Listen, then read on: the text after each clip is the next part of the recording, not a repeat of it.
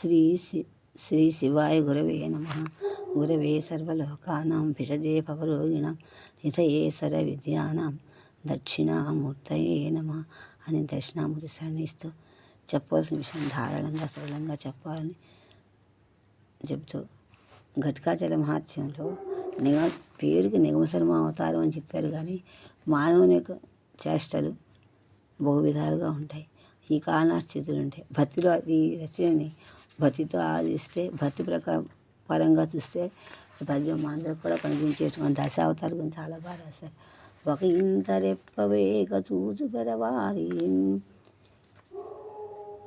తల కొట్టుకొని దుఃఖజలది మునుగు విలము తిరుగు మంచు పృథివిలో తాము జ్వరవారు సమధిక స్తంభోద్భవము గమించు దిరియు వాడును పోల దశలు చేయి దాచున్ తరగు వస్త్రాంబుది దొప్పలో పోయితే అన్నసు భార్య గురించి బహువిధోరాసక్తి భ్రాంతి బొందు చేరంగరాని దర్శన స్థితి వహించు బాడబస్ఫూర్తితో గన్న పరిగిండు దానవారాతి కాబోనే తదవతార దశకము మున్నె తాల్చే ధరణి సుతుడు.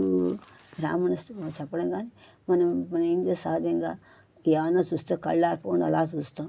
మరి చేప కూడా అలా చూస్తుంది, ఎవరేం చూస్తున్నారు కన్నార్పకుండా చూస్తుంది, ఎవరన్నా చూస్తున్నారో ఏమిటి ఎక్కడెక్కడున్నారో వాళ్ళని చూస్తుంటే మత్స్య అవతారం.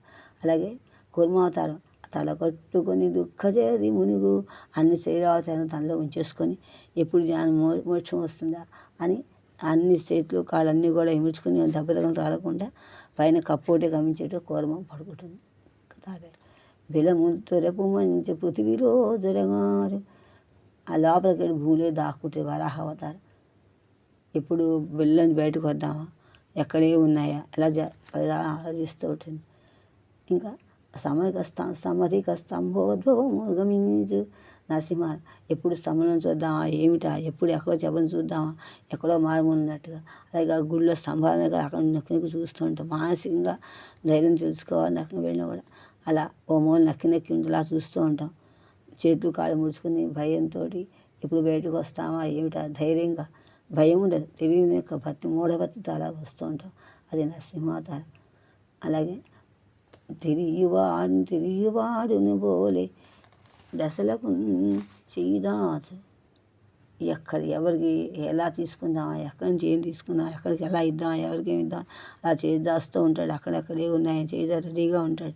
ఇది స్థిరంగా ఎదురకుండా ఆహ్వానిస్తున్నట్టుగా ఉంటాడు.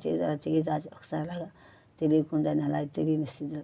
వామనావతారం కూడా ఎప్పటికేమి ఇద్దాం వస్తే వామనావతారం కదా ఇచ్చేబుద్ధి. దొరకు వస్త్రాంబుదిదో దప్పదో అస్త్రాంబుదితోటి. అస్త్రాంబుది అంటే చేతిలో ఉన్నటువంటి అస్త్రాలు భుజం మీద అస్త్రాలు వేసుకొని వేసుకుని దాంట్లో ఉంటాడు. భుజం వేసుకుని దాంట్లో తిరిగి ప్రకాశిస్తూ ఉంటాడు స్వామి.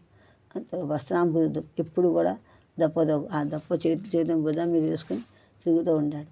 అంటే ఎప్పుడు భుజం మీద చెయ్యి చూసుకుంటూ ఇట్లా తెలియకుండా భుజం మీద అలా చూస్తూ ఉంటాడు. మానసికంగా ఆనందంతో ఏం చూద్దామని ప్రతి జీవి కూడా గుడికి వెళ్ళినప్పుడు అలా భుజం మీద సంతోషంగా చూస్తూ ఉంటాడు. పరికించి చూస్తూ ఉంటాడు, పరిశీలిస్తూ ఉంటాడు చుట్టుపక్కలన్నీ కూడా. పోయితే అనేది భార్య గురించి అయ్యో భార్య రాముడు ఏమిటి అయ్యో వెళ్ళిపోయావా సీతాదేవి అని బాధపడ్డాడు. మానసికంగా వెళ్ళిపోయినప్పుడు బాధపడ్డాడు, అరణ్యాగిని బాధపడ్డాడు, చనిపోయినప్పుడు బాధపడ్డాడు.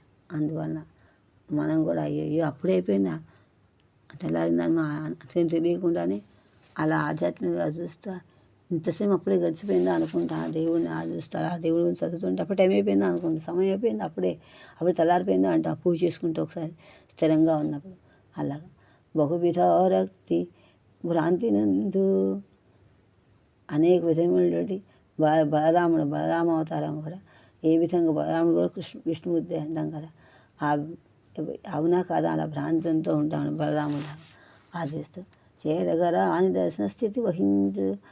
చివరికి అలా మౌనంగా ఉండిపోతాం. ఏం తెలియకుండా తెలియదు మనకి మా శరీరంలో అలా మౌనంగా ఉండిపోతాం ఒక్కసారి తెలియకుండానే.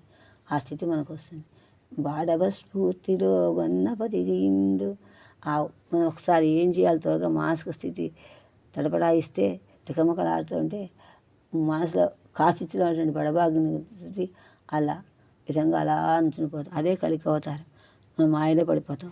ఈ విధంగా మనం ఉంటే దానవారాతి కాబూని తదవతార దశకమును మున్నే తాల్చిన ధరిసుడు ఆ ధరణిసుడు ధరణిలో పుట్టిన జీవి అలా ఇప్పుడు కూడా దశావతార దశకాన్ని ముందే తాను భరించినట్లుగా వీని కడుపులో ఉన్నప్పుడే ఉంటూ ఉంటాయి. మన తల్లి కడుపులో ఉన్నప్పుడే ఇవన్నీ కూడా శిశువు యొక్క జననప్పుడు ఉంటాయి.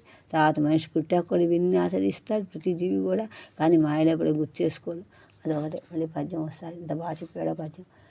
ఒక ఇంత రెప్పవేక చూసు పెదవారి తల కట్టుకొని దుఃఖచేది మునుగు వెలము తెలుపు మంచు పృథివిలో జొరబారు సమధిక స్తంభోద్భవము గమించు తిరిగివాడును ఓలె దశకు చేయువాడు చేయిదాచు దరకు వస్త్రాంబుది దొప్పదు హాపోయితే అనేరచు భార్య గురించి విధౌరాసక్తి భ్రాంతి బంధు చేరగరాని దర్శన స్థితి వహించు బాడవస్ఫూర్తిలో కొన్ని పగిలి నుండు దానవారాతి కాబోని దదవతార దశకమును మున్ని తాల్చిన ధరణి సుతుడు.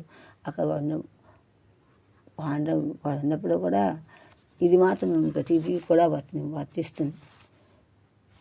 చాలా బాగా రాస్తాడు. అందరికీ పనికి వచ్చేటట్టుగా చాలా బాగా రాస్తాడు. నిగమసరి మా చేష్టలు అనిపించింది కానీ మనకు కూడా పనికి వస్తుందేమో అని తెలుసుకో.